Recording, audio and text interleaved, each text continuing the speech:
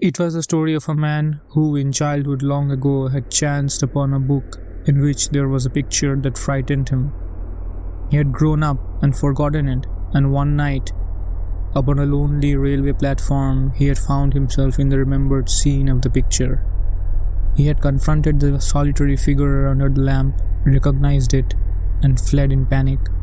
He had taken shelter in a wayside cottage, had been led to an upper room, found the book awaiting him, and had begun to read it right through to the very end at last.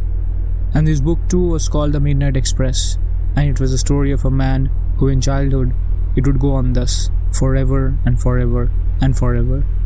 There was no escape.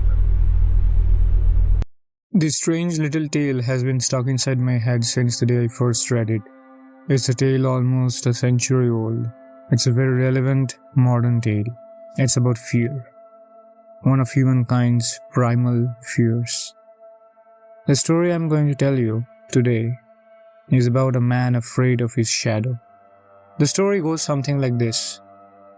A man, like you or me, wakes up in the middle of his life and finds the straight path forward is lost. He finds himself in an unknown place, a lonely railway junction in the pre-midnight dark.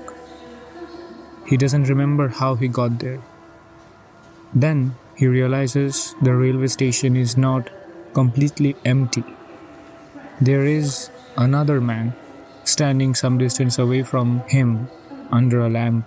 The stranger's face is turned away from him towards the gaping maw of the railway tunnel, which is pitch black and could be hiding anything. The man we are talking about decides to approach the man under the lamp. Why? Because strangely, he remembers this whole scene where a man was standing under a lamp in an otherwise empty train station. He remembers this somehow. That memory is slow in coming.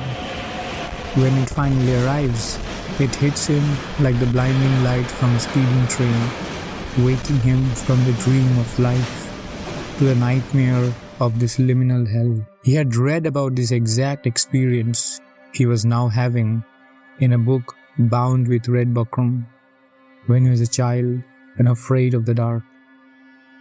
Seen might be a better word here.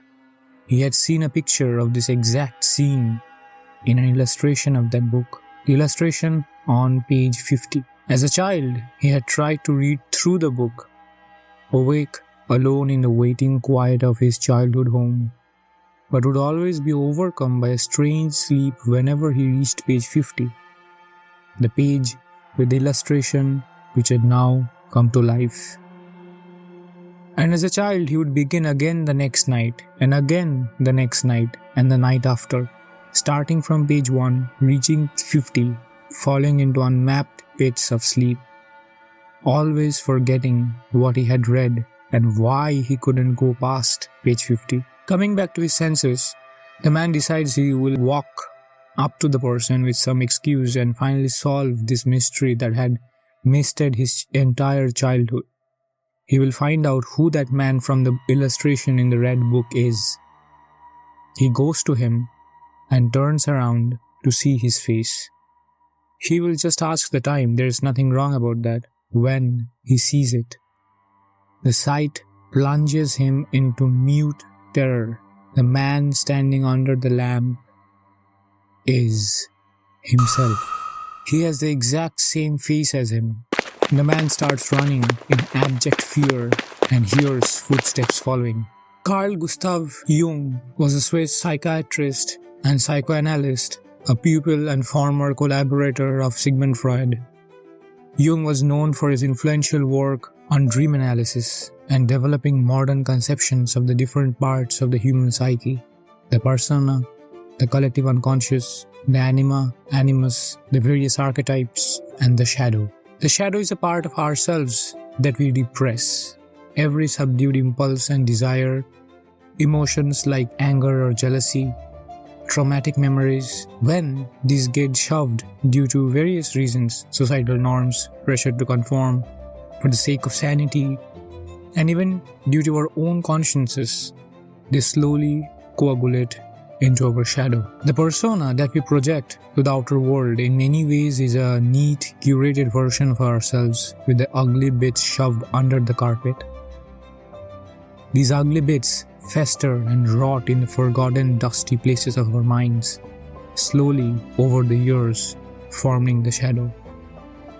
It's an unconscious fragment of the self trapped inside that never gets to express itself.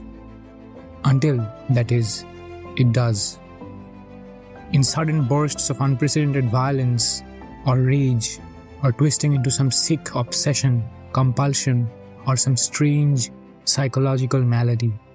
The shadow can be so unlike our conscious, waking selves that we might outright refuse to believe that the shadow is a part of us. It is externalized or projected onto others, morphing what was a repressed part of ourselves into some perceived, sentient, malevolent threat. It is boxed into the label of the other. And the divide between the self and the shadow widens until the person comes to some physical or metaphysical ruin. Encounters with the shadow is inevitable.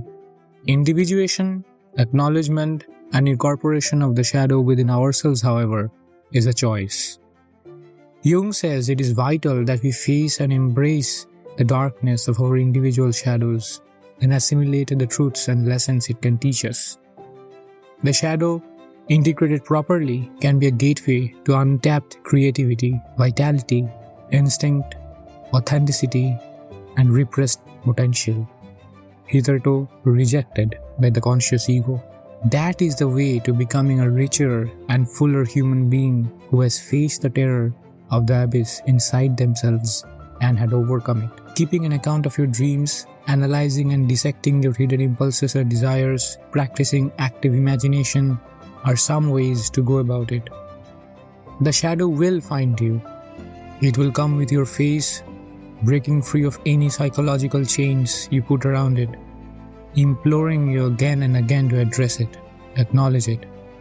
If you don't, if you try to overcome your shadow by trying to destroy it, as if it's an enemy outside of you and against you, well, Mortimer kept running.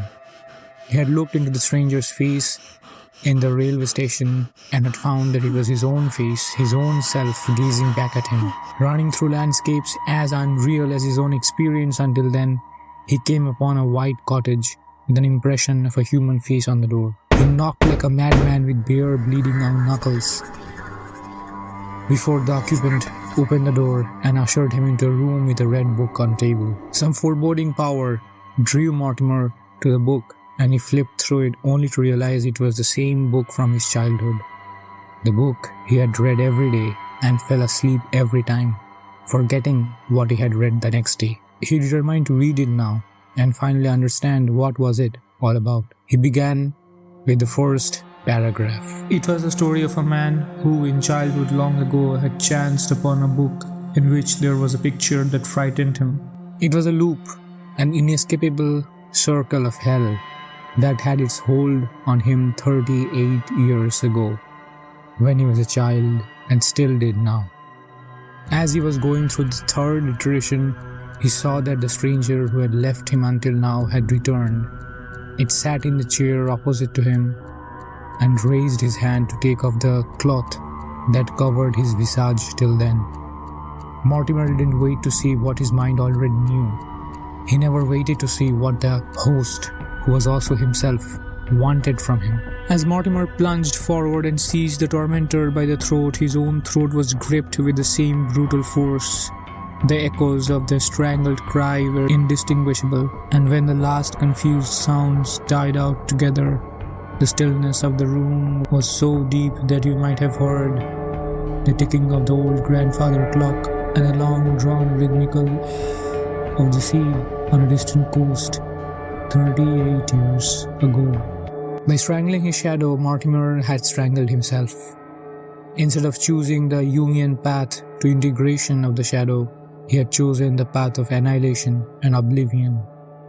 Denial to recognize the shadow as part of the self that is repressed combined with blind fear and desperation to escape, brought Mortimer to his terrible fate. That's how Alfred Noyes' Midnight Express ends.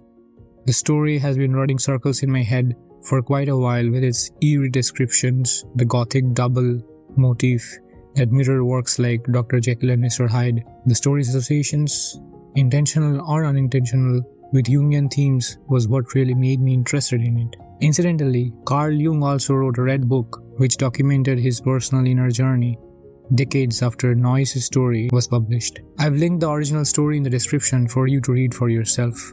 Hope you enjoyed this. I would like to dive deeper into Jung in some later video. He has had a lot of influence in my life. Thanks for watching. Take care of yourself and remember, do not fear the shadow.